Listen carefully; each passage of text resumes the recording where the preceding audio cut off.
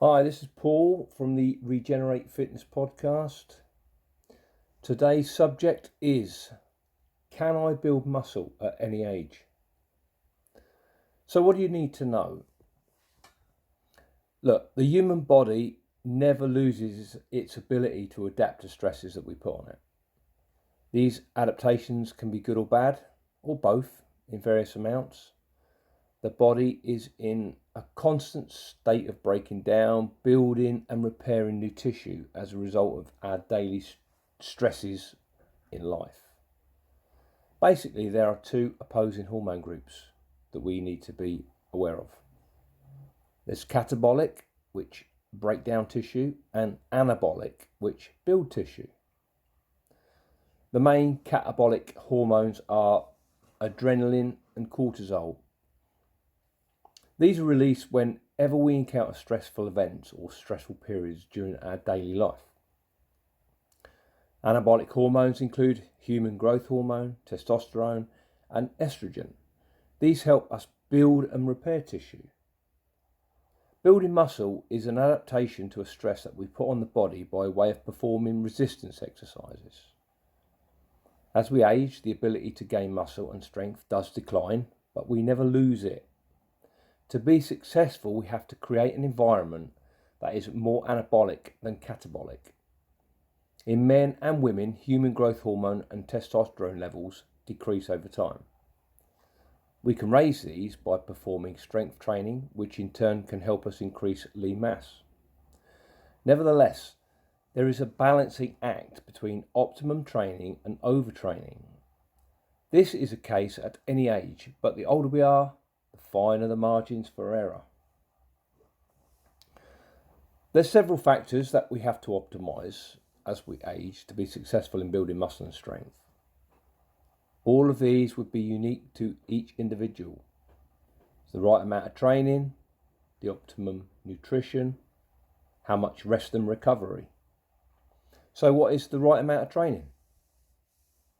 The right amount of training should be just enough to elicit a stress, recovery and adaptation in your body. More is not better, and too much will result in a negative benefit.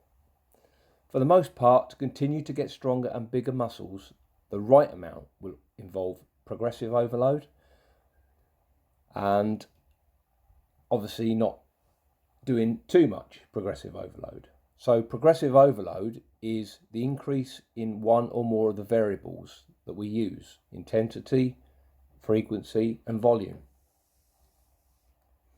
The optimum nutrition is going to fuel workouts, help build muscle, aid recovery, improve healthy hormone levels. Protein is an essential nutrient that we have to eat to help facilitate the growth and repair of cells.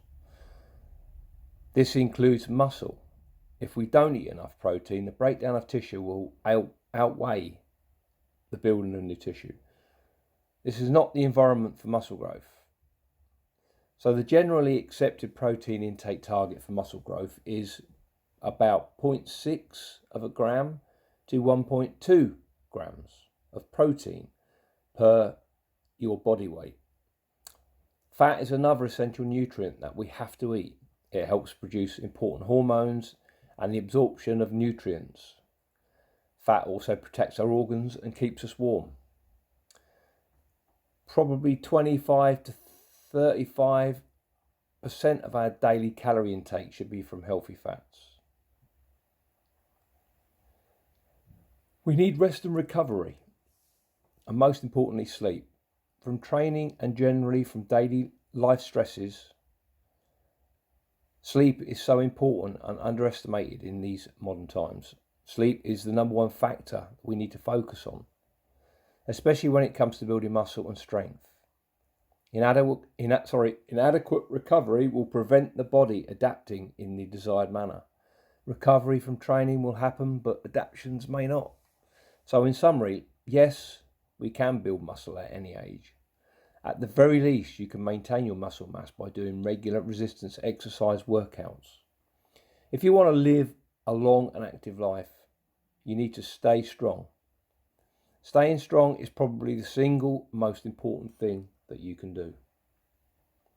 If you need more health and fitness advice, pick up the next podcast in the next day or so, or go to my website regeneratefitness.co.uk, or you may see me in the gym in High Wycombe. You're welcome to come and ask me anything you like. Ask me some questions. I'll be happy to give you advice. I'll see you on the next podcast.